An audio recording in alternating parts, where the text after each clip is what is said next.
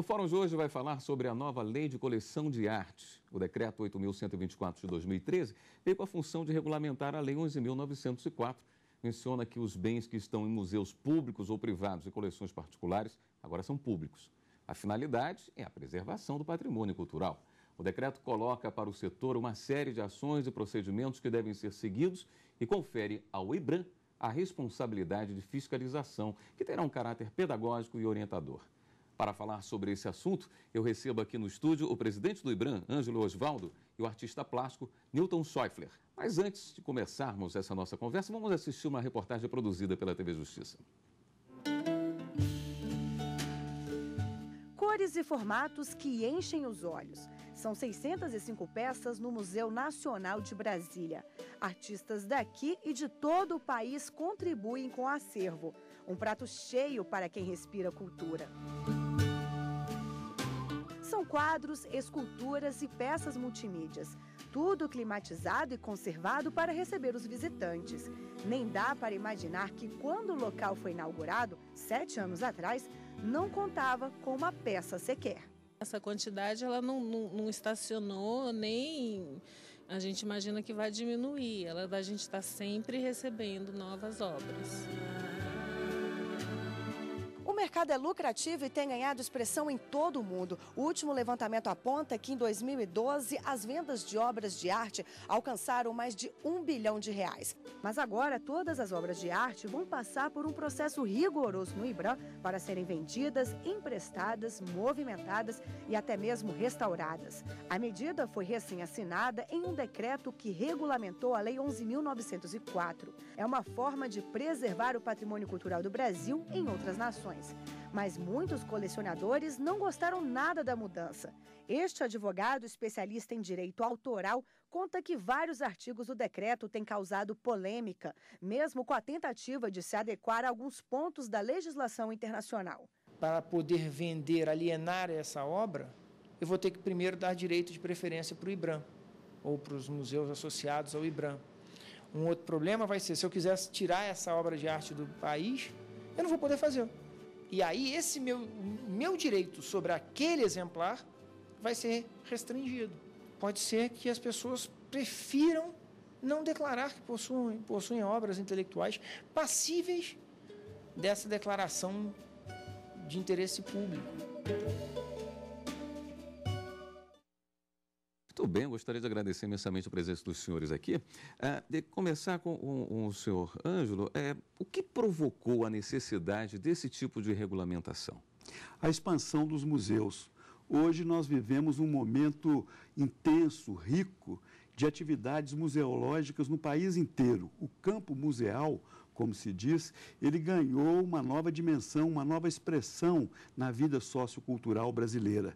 Os museus têm um papel fundamental na vida contemporânea. Museu até há pouco era um depósito, era um porão ou um lugar onde se esqueciam as coisas, era depósito de velharia, de quinquilharia. Todo mundo falava, vai para o museu. Museu era mofo, era alguma coisa distante, alienada.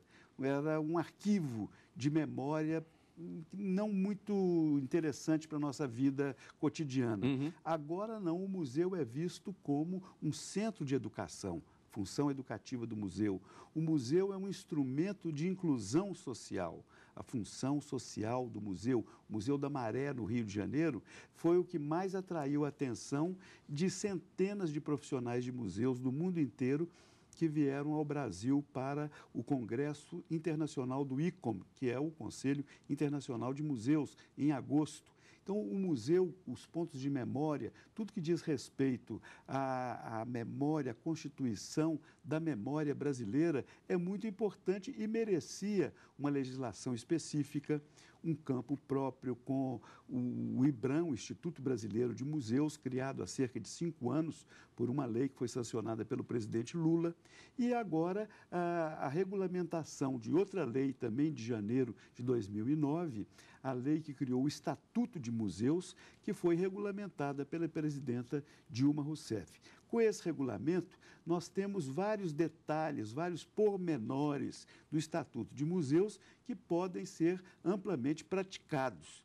E algumas pessoas interpretaram isso meio assodadamente, houve um alvoroço, houve um certo pânico até na interpretação, na leitura desse documento e, na verdade, muito do que se disse não corresponde ao que a lei quer, ao espírito da lei e à política nacional de museus. Ô, Newton, os artistas foram suficientemente ouvidos para a definição dessas regras e como é que vocês viram a chegada dessa lei? Olá, Ângelo, William. Suficientemente ouvidos, não. Ali, uma das críticas dos artistas é essa, de que eles não foram ouvidos. Então, quando você pensa em museus, a preservação da memória é fundamental. Isso é inquestionável, né? Preservação do patrimônio, das obras que são efetivamente relevantes, a saber o que é ser relevante, como se define o que é relevante ou não, né? Ainda mais num campo tão subjetivo como o campo das artes.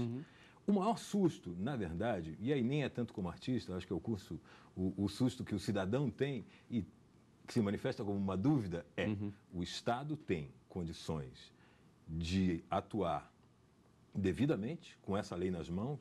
Que poder é esse dado ao Estado? Cabe ao IBRAM o monitoramento. Mas quais seriam as obrigações? O IBRAM é o Instituto Brasileiro de Museus. Nós temos 30 museus, os museus federais, os museus nacionais, que já vêm da tradição do patrimônio cultural brasileiro desde a década de 30. Eles são elementos constitutivos do IBRAM e o nosso grande experimento para que nós possamos dialogar de maneira competente e objetiva com 3.300 museus que existem hoje no país. As coleções particulares são inúmeras. Mas tão importantes quanto? São muito importantes, há coleções da mais alta importância e já são tratadas como verdadeiros museus pelos seus proprietários. Então, por essa lei, uma coleção poderá ser declarada por um conselho de notáveis personalidades reconhecidas no campo da cultura e representantes de instituições. Ele poderá declarar uma coleção de interesse público. E aí a coleção pode vir até a ser desfeita, mas nós teremos sempre o monitoramento e o reconhecimento da localização de suas peças, de seus objetos, para que não se perca a memória desse conjunto e ele não seja pulverizado, estilhaçado, sem que ninguém saiba onde foram parar as peças. Agora, Newton, qual é a contribuição que esse conjunto de ações traz para a arte de uma forma direta? A preservação da memória é evidente, é claro, né? Para o profissional, fez alguma grande diferença? Eu vou te dizer o seguinte, eu estou mais interessado na lei de direito à sequência, como artista. Porque o artista vende a obra, ela cai no mercado e você nem sempre acompanha isso. Direito à sequência é uma lei de 96 ou 98 que diz que o artista tem direito a uma porcentagem da revenda da obra. Então, um marchand, um colecionador, compra uma obra, ou uma galeria, compra uma obra de um artista e revende. Muitas vezes por um preço muito maior do que ele comprou, né? Porque ao longo do tempo o artista vai adquirindo notoriedade, o preço das obras vão aumentando. E pela lei ele tem direito a 5% da revenda, de quando o quadro for revendido, né? Quando a obra for revendida. Isso acho que para o artista é muito mais interessante. Mas esse monitoramento não vai ajudar também? Não, no que diz respeito a isso, não. Na verdade, existe uma empresa de advocacia privada que é quem está defendendo os direitos dos artistas nessa questão, entende? A questão dos museus é fundamental. Você tem que preservar a memória e a história do país. Isso é óbvio. Mas isso serve... Os caras que estão mais preocupados com isso são os mercadores da arte, os galeristas, né? os colecionadores. Esses caras podem ficar mais preocupados com isso. Na verdade, Newton, eles acabarão beneficiados porque, na medida em que nós valorizamos a arte, o colecionismo, que há um reconhecimento da importância das coleções, do valor cultural que elas têm. Elas recebem uma declaração de interesse público, não para bloqueá-las, não para interditá-las ou sequestrá-las, mas para que elas sejam reconhecidas como tal e assim possam ser inventariadas e possa haver um acompanhamento dessas peças. Algumas, inclusive, podem ser valorizadas pelo recebimento desse Eu acredito que sim, que elas serão valorizadas porque haverá um reconhecimento e elas, se forem desfeitas, não haverá uma amnésia em cima disso, não haverá um esquecimento de onde foram parar esses bens. Acabou essa coleção de uma hora para outra. Muitas vezes o colecionador é uma pessoa que se apaixona, ele dedica a sua vida a uma aventura, uma conquista, uma epopeia, ele corre o mundo, muitas vezes, atrás de um bem para aquela sua coleção. Ele morre e depois isso vai para os ares, os herdeiros vendem, desaparece, ninguém, nem em 100 anos, vai conseguir notícia de onde foi parar aquilo. Já se há um repertório, se essa coleção ela é realmente de relevante, de notável interesse para a memória brasileira, nós vamos fazer um registro no IBRAM, através de uma declaração de interesse público, e sempre será comunicado ao IBRAM o paradeiro de cada uma peça daquelas. A pessoa pode vender, a pessoa pode alienar, porque isso não há um cerceamento do direito de propriedade. Houve uma interpretação equivocada do mercado e muitas pessoas já estão chegando a essa conclusão. Na verdade, nós valorizamos a obra de arte, nós estamos criando todo um sistema de proteção da arte, da cultura, dos bens culturais musealizados ou musealizáveis, para que haja, assim, o encaminhamento para museus de muitas coleções, mas para protegê-las, mas sem que isso implique também uma imposição do Estado brasileiro. Agora, em alguns momentos, isso também é uma crítica importante. Várias coleções particulares parece que são melhor preservadas do que as coleções do Estado. Vários museus estão precisando de reforma. O próprio Museu da República, outro dia eu fui, ele tem fendas enormes por onde entra a área, então a calefação, e a preservação ali dentro. Mas você vê, no mínimo questionável. O IBRAM foi criado exatamente para isso há muito pouco tempo. A política brasileira de museus é recente, então há um interesse novo, há uma ação nova, inovadora do governo brasileiro, do governo federal, que é exemplar, que vem despertar também o interesse dos estados, dos municípios. Nós temos agora um sistema nacional de museus, há vários sistemas estaduais de museus nos estados brasileiros, junto às secretarias estaduais de cultura, há também sistemas municipais de museus e, com isso, uma participação nova. Imagine que há 10 anos atrás havia só 2 escolas, 2 cursos superiores de museologia no Brasil, um no Rio de Janeiro, o outro na Bahia. Agora já são 14 cursos, inclusive na Universidade de Brasília.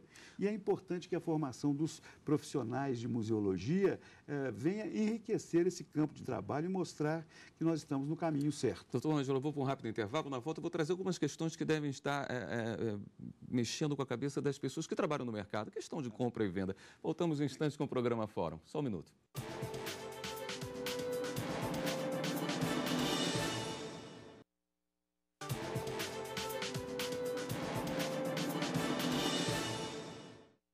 O Fórum está de volta. Hoje estamos conversando sobre a nova lei de coleção de arte. Sempre que se mexe no bolso, a coisa doída, né? Tem muita gente questionando o que essa nova lei pode interferir no mercado. Inclusive, na reportagem que nós vimos no início do bloco anterior, uma pessoa já questionava a possibilidade de não se declarar as obras de arte, reclamava do direito de preferência. Isso para o artista é interessante. Eu queria até que o senhor explicasse depois como vai funcionar realmente o direito de preferência para a venda de obras e se para o artista isso é um ponto positivo. O controle sempre atemoriza o mercado. Desde que você diz que vai controlar, você tem gera um certo temor. Se houver uma retração do mercado, obviamente que o artista vai sofrer com isso. O número de obras comercializadas vai diminuir. Eu não acredito que isso vá acontecer. O direito de preferência mexe com o valor de uma obra? Não. Ele pode mexer. O mercado é bastante relativo, mas, na verdade, não tem leis tão absolutas. É uma oportunidade boa de esclarecer mais um ponto controverso por uma interpretação precipitada. O decreto diz que pode ser exercido o direito de preferência pelo IBRAM ou por um museu através do IBRAM em caso de leilões públicos. Eu não vou chegar numa galeria e exercer o direito de preferência. No caso de leilões, e isso até já é uma prática que ocorre no Brasil desde 1937, porque tem cobertura do Decreto-Lei 25, de 30 de novembro de 1937, que criou a legislação do patrimônio cultural brasileiro, do IBRAM.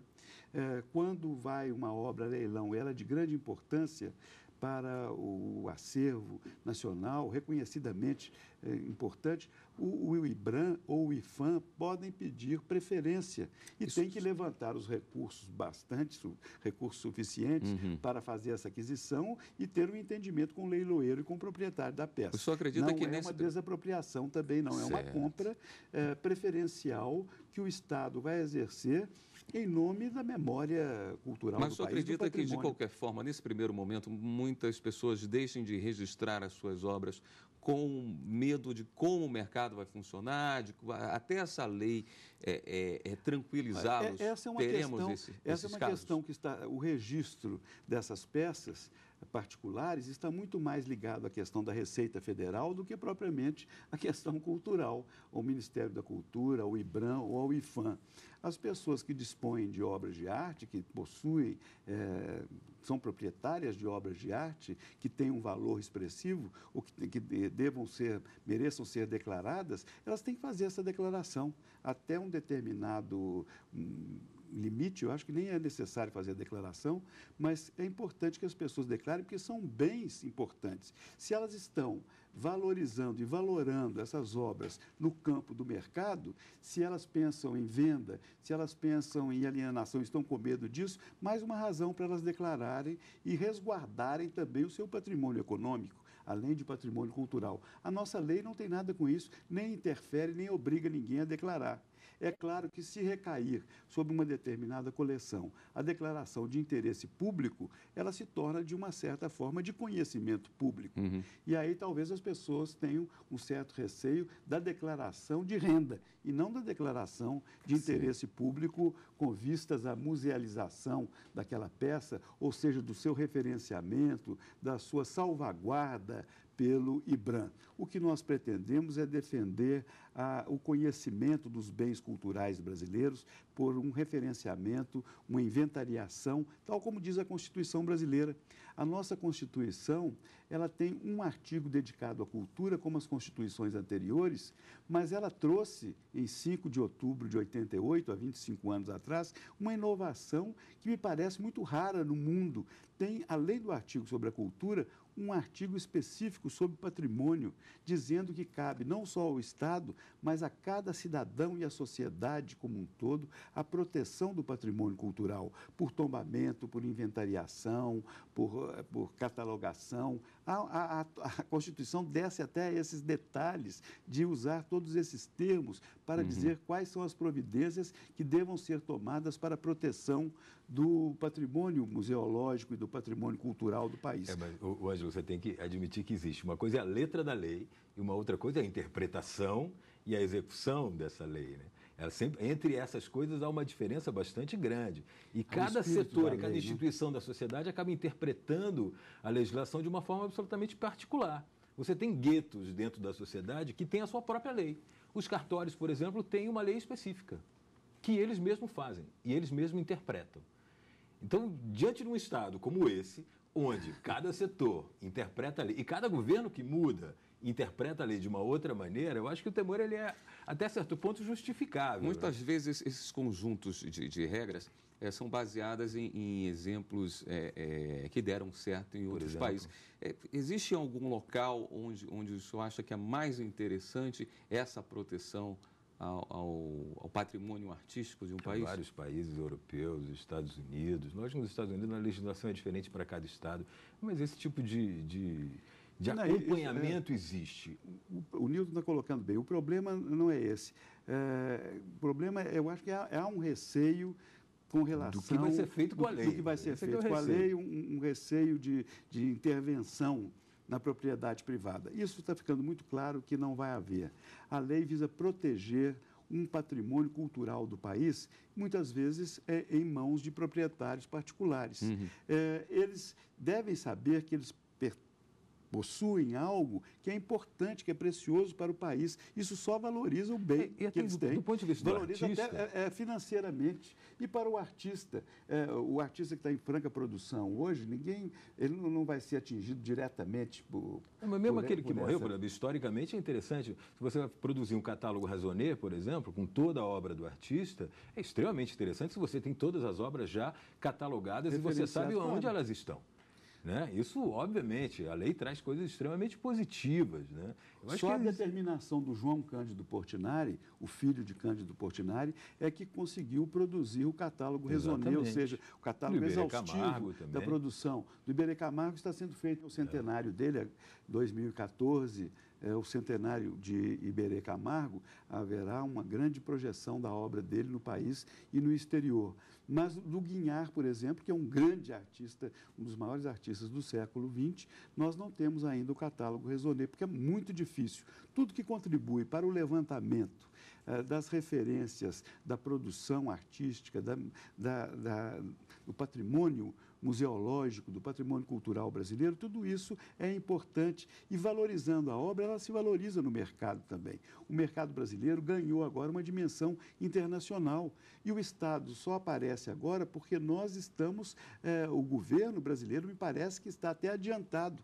Nós criamos alguns mecanismos que atendem a essa velocidade da obra de arte no mundo contemporâneo, do papel dos museus na realidade atual. Nós vemos como o museu muda a cara de uma cidade, como há reivindicação para a instalação de museus em todas as partes do país. A ministra Marta Suplicy tem sublinhado sempre isso. Ela tem recebido representações, prefeitos, parlamentares de todos os estados brasileiros com projetos de criação de museus. Por toda parte nós vemos, e os museus mais diferenciados de todos os setores, de museu do automóvel a museu da moda, tudo é musealizado hoje porque há esse desejo de memória, há esse desejo de conservação de patrimônio, de referência cultural. Isso faz parte do processo civilizatório, demonstra uma evolução positiva da sociedade brasileira, demonstra também que o Estado está presente e que o governo